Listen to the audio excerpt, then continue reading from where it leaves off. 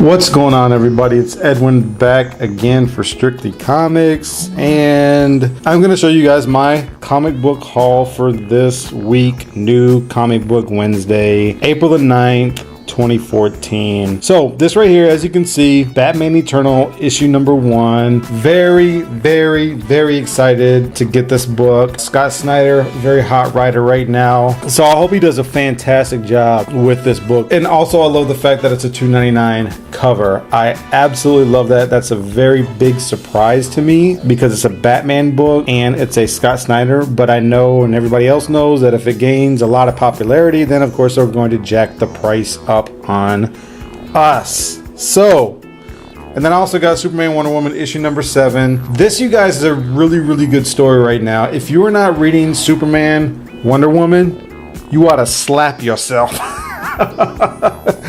I always say that. But seriously, this is a really good story. And then we also get the prelude into Superman Doomed, which I really think that I'm going to get and enjoy. And I think a lot of it has to do with Doomsday from 20 years ago when he killed Superman. So I'm really looking forward to that storyline, and I hope that it ends up being a very good one.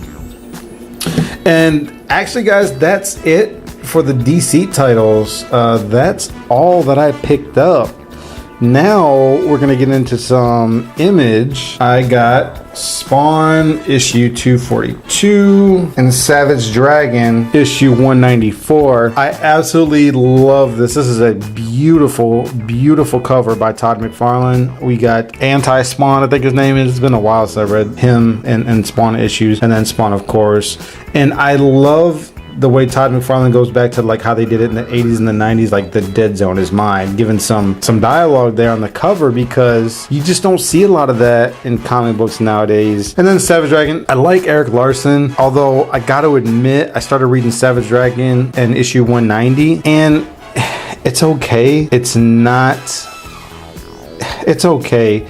And to be honest with you, if it doesn't get good soon, I'm probably going to go to issue 200, maybe a couple of issues past that, and then I might end up dropping it. Erik Larsen has been one of my favorite artists since the 90s, and I really don't want to do that, so I really hope that he picks up his storytelling. And plus, you're spending $3.99 on a cover of an independent title, so, I mean, in my opinion, it's just a little bit too pricey for what you're getting out of it. But I'm going to stick with it, see where it goes for like, 6, 7, 8 more issues, and hopefully it gets better. Next, you guys, I got The Walking Dead issue 125, and then I got Invincible issue 110. Invincible, the artwork is really good in my opinion. I'm really enjoying that. And then of course we all know about The Walking Dead. Funny thing is that they didn't end this when season 4 ended, which was kind of weird, because here we are, season 4 on AMC is done, and we're still going on with the All Out War, and we have the finale after this issue. So All Out War is actually a really good story, so I'm really looking forward to getting into this.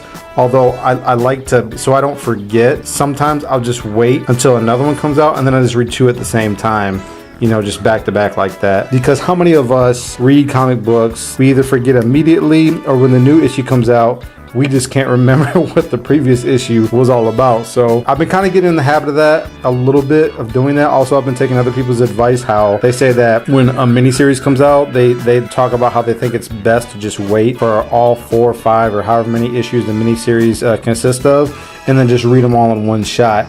That way you just get the full story in a sitting, and you don't forget anything. So pick those up.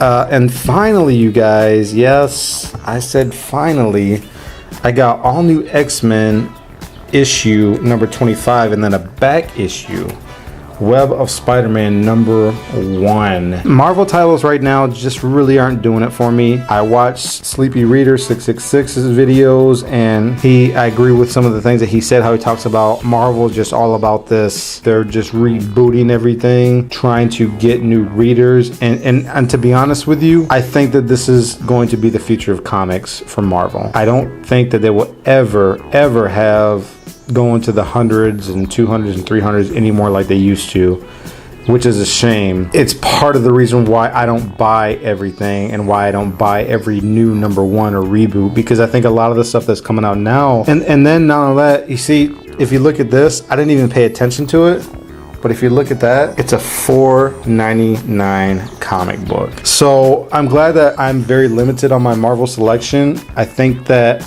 just the way it was when I was a kid, Spider-Man and X-Men were like my top two Marvel, and it's funny how I digressed back to that same mentality with really just getting X-Men and Spider-Man. I don't really buy a lot of the other stuff that's out right now, so yeah, it's kind of a shame really, but it's not no fault of my own. It has everything to do with Marvel, because my wife and I, surprisingly, we've been finding a lot of Image titles extremely interesting, like Revenge, One Hit Wonder, fantastic stories, absolutely great stories, and stories that I really look forward to continuing in. So, you know, enough of that little rant, but, you know, you all know my point. You know, those who have been reading comics for quite a while. If you've only been reading for comics for 3-4 years, or you're new to it, then you might not understand what I'm saying, or if you're under 20-25, you might not get what I'm saying. It's just really not exciting to see the direction that the big two are going in, mostly Marvel. DC, not a whole lot of complaints. I really like what DC is doing. I think DC has a lot of great artists and a lot of good stories, and I don't mind the reboot like what they did, but to do a new reboot every 1 or 2 years is really not necessary in my opinion. Anyways, and then the back issue, of course. I had this book when I was a kid about 20 years ago. Of course, what happened to it is anyone's guess. But I wanted it. I got it for a really good price in my opinion, although I think I still might have paid a little bit too much for it. I got this for like $10. I've heard of comic shops and other people getting it for like anywhere from $5 to $8. But it's not that big of a deal because this book is super sharp, super clean, and it's in minimum 9.6 condition.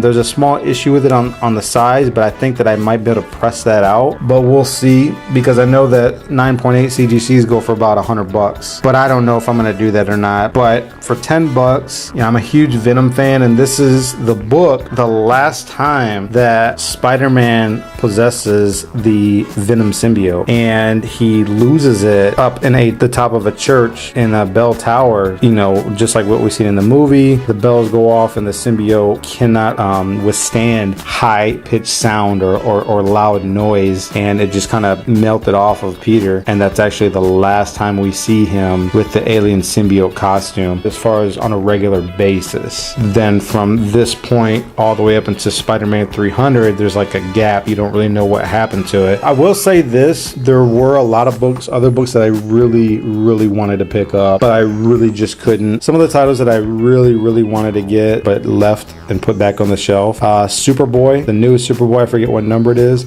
I was flipping through it and the artwork looks absolutely amazing, and I almost picked that up because of the artwork alone. Manifest Destiny number 6 came out, which I really wanted to grab, but that was just more of an investment purpose, so I just kind of left it. And what else came out?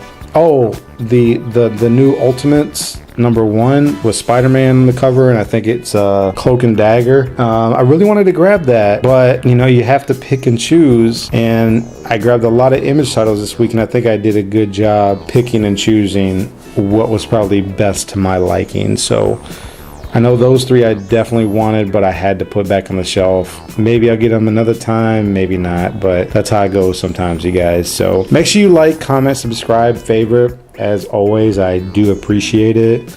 Keep God first in your life, and God bless you guys. I'll see you tomorrow with my pick of the week. Peace.